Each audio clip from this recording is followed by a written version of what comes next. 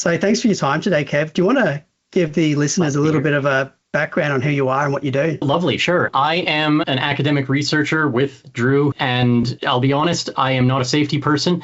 I have not done a single safety incident investigation in my life. I am a measurement professional. I have spent my entire career measuring things. I've created KPIs in finance, supply chain, maintenance, operations, you name it, I've probably developed a KPI for it. And I sort of got into the measurement of safety and the academic study of it because of all the things that I have seen measured. We do dumber things because of safety measurement than just about any other department or division or industry. That's such an apt quote. I really have nothing to add to that. Lovely. So let's kick off. Now, you published a chapter in Sydney Decker's recent safety theatre book. A really, really interesting chapter. I urge people to check it out. Now, can you clarify, was the injury frequency rate, like TRIFR, introduced by OSHA? Okay, so the answer is obviously no.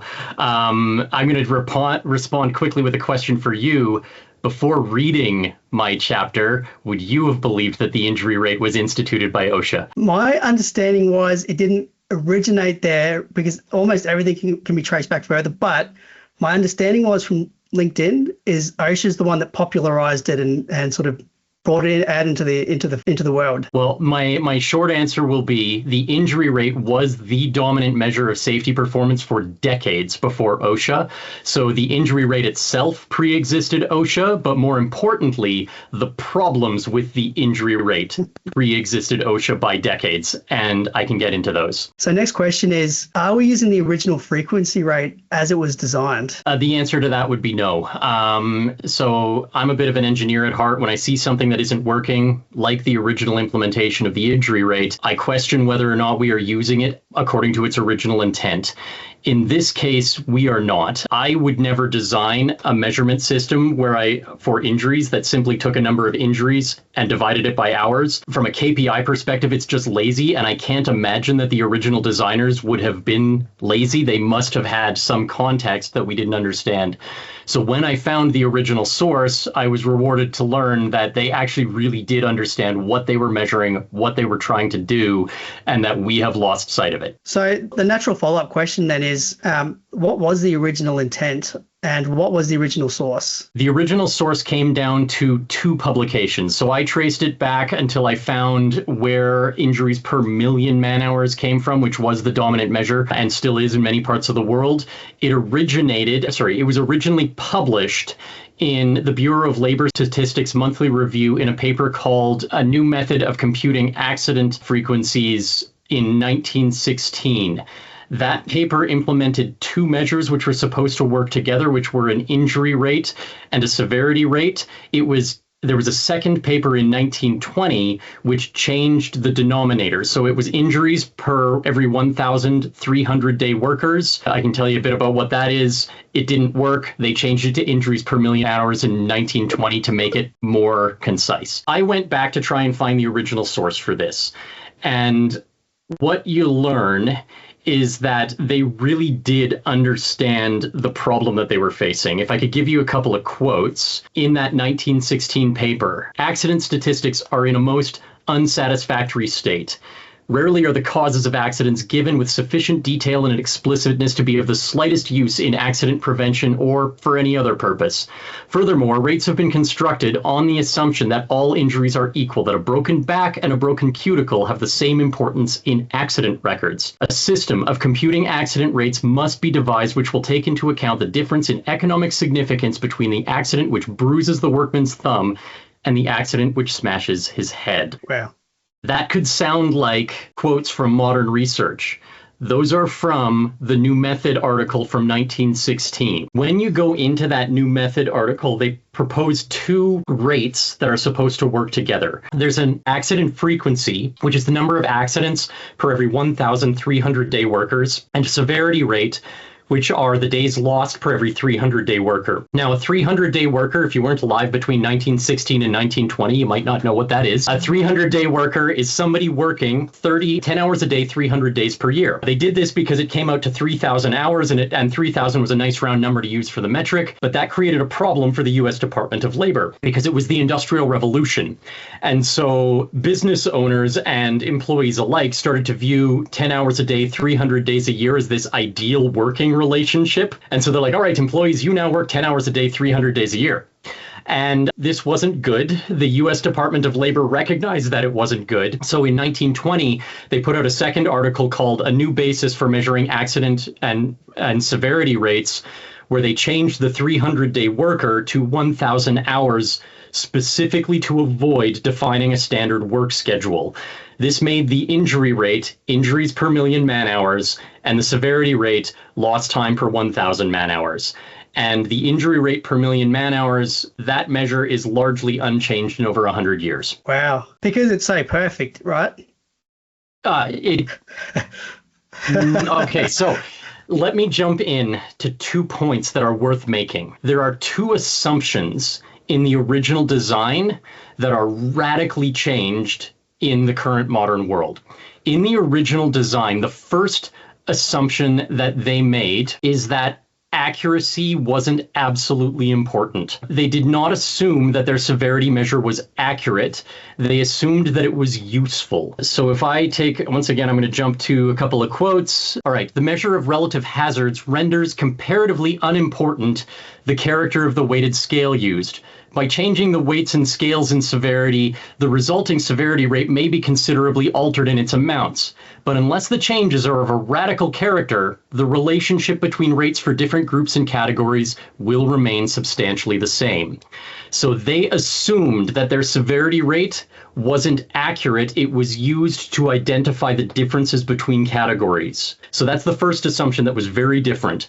The second assumption that is very, very different is underreporting was not a punishable offense. They did not assume that underreporting was a bad thing. They assumed that underreporting was a natural part of any measurement system. So, and they assumed that underreporting would be higher when the event severity was lower. Right. So they actually talk about the fact that an injury rate will be rendered useless if you have underreporting for a high number of low severity events.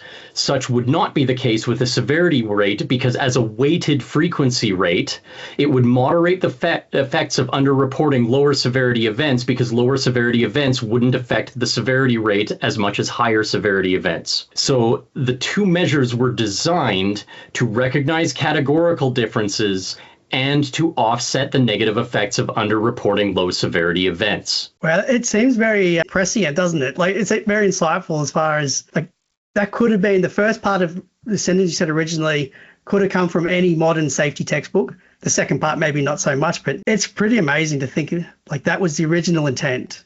And well, so, and then there's an obvious question that's going to follow from this is, if that was the original intent, and you and I are sitting here and talking about it and going, man, that sounds really good. What happened? Like, that is the obvious next question is so if that's a good design, why don't we still have it?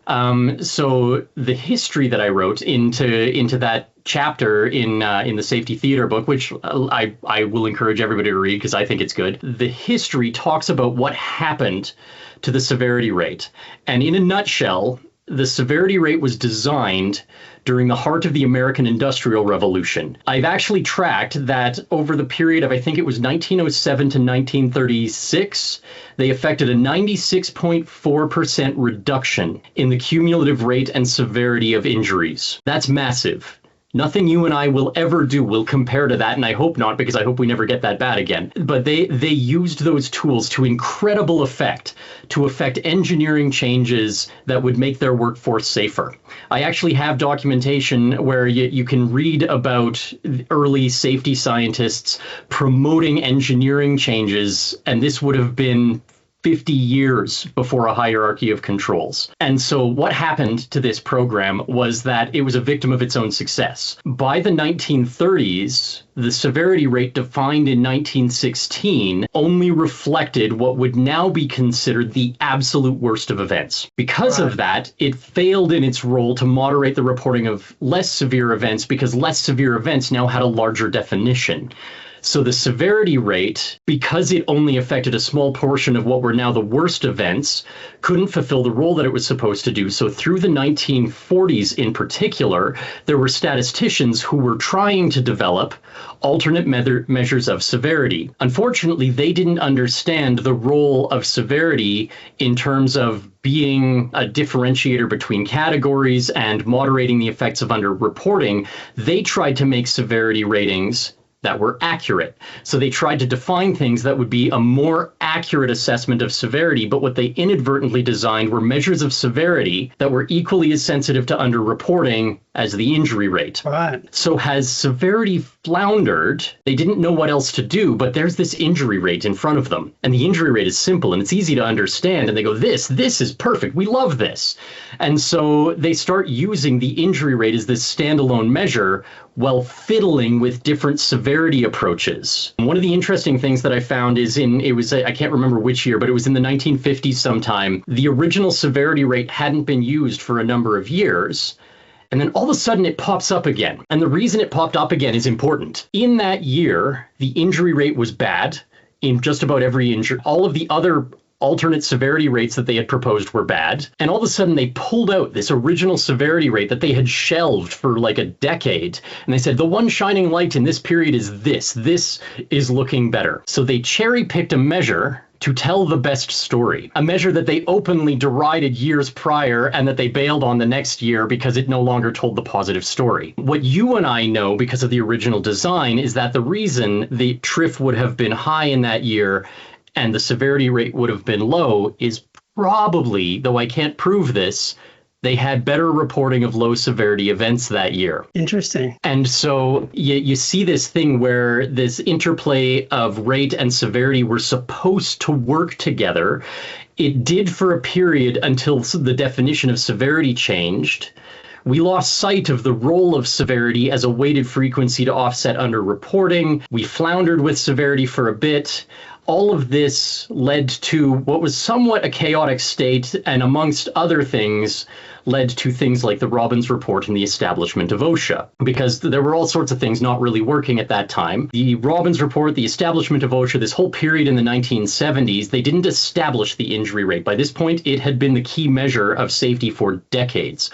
What they did more than anything else was abolish all of the prior measures of severity and replace them with alternate severity rates, things like your LTI, your DART, your fatality rate, which are fundamentally the same measure as the injury rate, just for a smaller data set. But more importantly than that, what they did is that the volume of data and the people looking at it exploded. So what was up to that point the domain of academics and, government statisticians was now the domain of every individual business. Every individual business now had their own statistics, they had their own set of data, and all of these new people looking at the information would only ever know the injury rate as a standalone measure.